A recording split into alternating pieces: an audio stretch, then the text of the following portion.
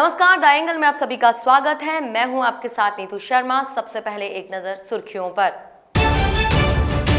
Modi cabinet ने दी east west metro corridor project को पूरा करने की मंजूरी। मंत्री जावड़ेकर ने कहा, वैक्सीन आने तक कोरोना से सतर्क रहना एकमात्र हथियार। प्रदेश में बढ़ते अपराधों को लेकर भाजपा ने राज्यपाल को सौंपा ज्ञापन। प्रदेशाध्यक्ष सतीश पूनिया ने कहा, राजस्थान महिला अत्याचार और दुष्कर्म के मामले में प्रथम।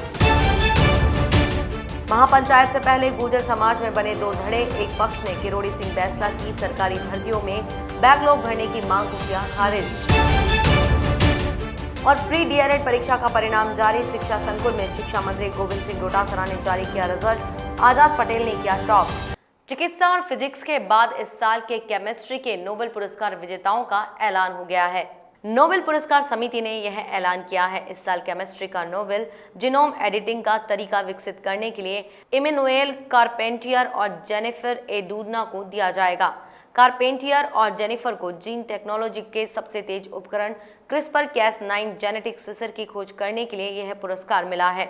इस तकनीक ने जीवन विज्ञान पर एक क्रांतिकारी प्रभाव डाला है। इन दोनों द्वारा विकसित की गई इस तकनीक का उपयोग करते हुए शोधकर्ता जानवरों, पौधों और सूक्ष्म जीवों के डीएनए में अत्यधिक उच्च शुद्धता के साथ बदलाव कर सकते हैं। यह तकनीक कैंसर के इलाज में योगदान दे रही है और जेनेटिक बीमारियों को ठीक करने का सपना भी सच कर सकती है। मोदी सरकार की कैबिनेट की बैठक हुई। कैबिनेट में हुए निर्णयों की जानकारी सरकार की तरफ से दी गई। सरकार की तरफ से केंद्रीय मंत्री प्रकाश जावड़ेकर, पीयूष गोयल और धर्मेंद्र प्रधान मीडिया से मुखातिब हुए। सरकार की तरफ से corona vaccine, east west metro corridor project समेत कई मुद्दों पर जानकारी दी गई। केंद्रीय मंत्री जावड़ेकर ने कोरोना वैक्सीन को लेकर कहा कि मास्क, सोशल डिस्टेंसिंग और हाथ धोना कोरोना वैक्सीन के अभाव में सुरक्षित रहने के लिए एकमात्र हथियार है। जावड़ेकर ने कहा कि हमने स्टॉकहोम कन्वेंशन का अनुसमर्थन भी किया है। पेट्रोलियम मंत्री धर्मेंद्र प्रधान ने बताया कि जीवाश्म ईंधन के आयात पर हमारी निर्भरता कम हो रही है। वहीं केंद्रीय मंत्री पीयूष गोयल ने बताया कि कैबिनेट ने आज 8,575 करोड़ रुपए की लागत से east west metro corridor project को पूरा करने की मंजूरी दे दी। इससे मास ट्रांजिट सिस्टम को बढ़ावा मिलेगा। दिल्ली में हुए सीए के विरोध में शाहीन बाग पर प्रदर्शन पर सुप्रीम कोर्ट ने बड़ा फैसला दिया है। शीर्ष अदालत ने अपने फैसले में कहा कि कोई भी व्यक्ति या समूह सार्वजनिक स्थानों को ब्लॉक नहीं कर सकता। सुप्रीम कोर्ट ने कहा कि पब्लिक प्लेस पर अनिश्चित काल के लिए कब्जा नहीं किया जा सकता। अदालत ने कहा कि धरना प्रदर्शन का अधिकार अपनी जगह है, लेकिन अंग्रेजों के राज वाली हरकत अभी करना सही नहीं है। सुप्रीम कोर्ट ने कहा, सीए के विरोध में बड़ी संख्या में लोग जमा हुए थे। रास्ते को प्रदर्शनकारियों ने ब्लॉक किया। सुप्रीम कोर्ट ने कहा, मामले की सुनवाई के दौरान कोर्ट से अलग अलग फैसला दिया गया। सुप्रीम कोर्ट ने कहा कि सार्वजनिक स्थानों और सड़कों पर अनिश्चित काल तक का कब्जा नहीं किया जा सकता है। उत्तर प्रदेश के मुख्यमंत्री योगी आदित्यनाथ ने हाथरस कांड पर अपना बयान दिया है। उन्होंने कहा है कि हाथरस में एक बड़ी साजिश रची जा रही थी। हम किसी भी तरह की साजिश को सफल नहीं होने देंगे। सीएम योगी ने उन्नाव के बांगर मऊ सेक्टर और बूथ स्तर के कार्यकर्ताओं के साथ वर्चुअल संवाद के दौरान ये बातें कही। विपक्ष पर निशाना साधते हुए उन्होंने कहा कि विपक्ष हाथरस के मुद्दे पर राजनीति कर रहा है। एक तरफ सरकार विकास के काम में लगी है, वहीं ये लोग षड्यंत्र रच रहे हैं। सीएम योगी ने विपक्ष पर हमला करते हुए कहा कि झूठे नारों पर जाति, क्षेत्र, मत और मजहब के आधार पर समाज को बांटने वाले लोग आज भी अपनी विभाजनकारी मानसिकता से बाज नहीं आ रहे हैं। मध्य प्रदेश के सिंगरौली में कुछ दिन पहले एक अधिवक्ता की कार से 5 लाख रुपए चुराने का मामला सामने आया था। कोतवाली पुलिस ने अज्ञात चोरों के खिलाफ मामला दर्ज कर तफ्तीश शुरू की। पुलिस ने सीसीटीवी फुटेज को खंगालना शुरू किया, जिसमें 5 लाख रुपए पार करने वाला अंतर्राज्यीय कंजर गिरोह का नाम सामने आया। पुलिस ने अलग अलग टीम गठित कर कंजर गिरोह के 3 सदस्यों को गिरफ्तार कर उनके कब्जे से 1.25 लाख रुपए बरामद किए। उक्त गिरोह का अभी एक सदस्य फरार है। चोर गिरोह ने एक अन्य चोरी देव रोड में भी करना स्वीकार किया है। गिरोह के सदस्यों से पूछताछ हुई, जहां उनके कब्जे से नकदी रुपए, सोने चांदी के जेवरात बरामद कर चोरी का पर्दाफाश किया गया है। एसपी वीरेंद्र सिंह ने कोतवाली पुलिस को पुरस्कृत करने का ऐलान किया है। 24 सितंबर 2020 को एक चोरी की घटना न्यायालय परिसर के सामने से हुई थी।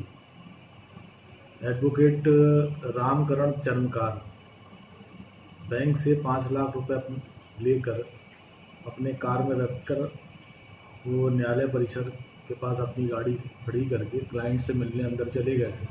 कुछ देर बाद जब वो वापस आए तो कांच जो पीछे के दरवाजे की कांच थी वो टूटा हुआ था और उनके अंदर जो कार में रखा 5 लाख रुपए था, कोई अज्ञात चोरी चुरा लिया था। सूचना पुलिस को मिली। पुलिस तत्काल अपराध पंजीबद्ध करके विवेचना चालू की। हम लोगों ने पता लगाया कि ये किस बैंक गए थे और वहाँ से कब लौट के आए हैं। उनके आसपास के सीसीटीवी फुटेज देखा गया, बैंक और बैंक के आसपास के फुटेज चेक किए गए। एक व्यक्ति पर संदेह व्यक्त हुआ और फिर उसको पता लगाया गया तो वो ब्रजेंद्र कंजर था, जो चंदला छतरपुर का रहने वाला था। प्रदेश में बढ़ते दुष्कर्म के मामलों को लेकर भाजपा प्रदेश सरकार पर हमलावर हो गई है। भाजपा ने प्रदेश में बढ़ते अपराधों को लेकर भाजपा प्रदेशाध्यक्ष सतीश पूनिया की अगुवाई में एक प्रतिनिधि मंडल ने राज्यपाल कलराज मिश्र को ज्ञापन सौंपा। ज्ञापन देने में सतीश पूनिया के साथ गुलाबचंद कटारिया, राजेंद्र राठौड़, जसकौर मीणा और मदन दिलावर शामिल थे। मीडिया से बातचीत करते हुए भाजपा प्रदेशाध्यक्ष सतीश पूनिया ने कहा कि प्रदेश की कांग्रेस सरकार ना तो कोरोना संक्रमण को रोक पा रही है, ना ही बढ़ते अपराधों पर लगाम कस पा रही है। प्रदेश आज अपराधों की राजधानी बन चुका है। राजस्थान महिला अपराधों को लेकर आज देश में नंबर 1 पर है। प्रदेश में बढ़ रही दुष्कर्म की वारदातों को लेकर नेता प्रतिपक्ष गुलाबचंद कटारिया ने प्रदेश की कांग्रेस सरकार पर निशाना साधा है। उन्होंने कहा कि प्रदेश में दुष्कर्म की घटनाओं में एक साल में 42 से 43% बढ़ोतरी हुई है। नेता प्रतिपक्ष गुलाबचंद कटारिया ने कहा कि राजस्थान आज महिला अत्याचार, खासकर दुष्कर्म के मामलों में देश में नंबर 1 बन गया है। इसके साथ ही कटारिया ने अपने कार्यकाल की भी तारीफ की। गुर्जर आरक्षण आंदोलन की रणनीति को तय करने को लेकर 17 अक्टूबर को महापंचायत बुलाई गई है। महापंचायत से पहले गुर्जर समाज में 2 धड़े बन गए हैं। गुर्जरों के एक धड़े ने आरक्षण संघर्ष समिति के संयोजक कर्नल किरोड़ी सिंह बैसला पक्ष की उस मांग को ही खारिज कर दिया है, जिसमें पिछली सरकारी भर्तियों में बैकलॉग भरने की मांग की जा रही है। सरकारी भर्तियों में बैकलॉग की मांग पर ऐतराज जताने वाले गुर्जर नेता हिम्मत सिंह ने कर्नल किरोड़ी सिंह बैसला से आरक्षण आंदोलन के दौरान हुए समझौतों का अध्ययन करने की गुजारिश की है। उन्होंने कहा कि सरकार के साथ हुए किसी भी समझौते में एसबीसी या एमबीसी वर्ग के लिए बैकलॉग देने का कोई वायदा नहीं किया गया है। प्री डीएलएड का परिणाम शिक्षा मंत्री गोविंद सिंह डोटासरा द्वारा शिक्षा संकुल में जारी किया गया। इसकी परीक्षा 31 अगस्त को राजस्थान के सभी 33 जिलों में आयोजित की गई थी। इस परीक्षा के लिए करीब 7 लाख से अधिक परीक्षार्थी पंजीकृत हुए थे और 6,69,000 परीक्षार्थी इस परीक्षा में बैठे थे। यह परीक्षा प्रदेश में 3,656 परीक्षा केंद्रों पर आयोजित हुई थी। बीएल सोनी ने डीजी एसीबी का पदभार ग्रहण कर लिया है। एसीबी मुख्यालय पहुंचने पर बीएल सोनी का ADG Dinesh MN, SP Yogesh Dadhi समेत तमाम आला अधिकारियों ने स्वागत किया।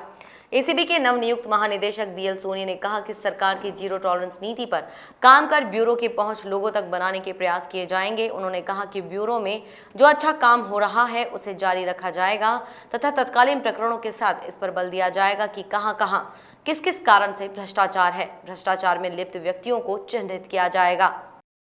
राज्य सरकार ने निकाय चुनावों को लेकर तैयारियां शुरू कर दी हैं। 13 अक्टूबर को राज्य के 141 निकायों के लिए लॉटरी निकाली जाएगी। इसमें 129 निकाय वे हैं जिनका कार्यकाल इसी वर्ष अगस्त में पूरा हो चुका है और वहां पर सरकार ने प्रशासक नियुक्त कर रखे हैं। इसके अलावा दिसंबर 2020 और जनवरी तथा फरवरी 2021 में जिन निकायों का कार्यकाल पूरा हो रहा है उनकी लॉटरी भी निकालने के निर्देश दिए गए हैं। उल्लेखनीय है कि राज्य चुनाव आयोग ग्राम पंचायत चुनावों के बाद कभी भी निकाय चुनावों का कार्यक्रम घोषित कर सकता है। राजस्थान हाईकोर्ट ने लैब टेक्नीशियन डिप्लोमा पाठ्यक्रम के याचिकाकर्ता अभ्यर्थियों को बड़ी राहत दी है। कोर्ट ने लैब टेक्नीशियन भर्ती 2020 में ऑफलाइन आवेदन स्वीकार करने के आदेश दिए हैं। साथ ही कोर्ट ने याचिकाकर्ताओं को काउंसलिंग प्रक्रिया में भी शामिल करने के आदेश दिए हैं। कल्पना परेरा और अन्य की याचिका पर न्यायाधीश अशोक गौड़ ने यह आदेश दिए। अभ्यर्थियों ने जनवरी में पाठ्यक्रम की परीक्षा दी थी और इसका परिणाम 8 जुलाई को जारी किया गया था। याचिकाकर्ताओं ने पुनर्मूल्यांकन के लिए आवेदन दिया था जिसका 31 जुलाई को परिणाम जारी हुआ था। ऐसे में याचिकाकर्ता भर्ती के लिए ऑनलाइन आवेदन नहीं कर पाए थे।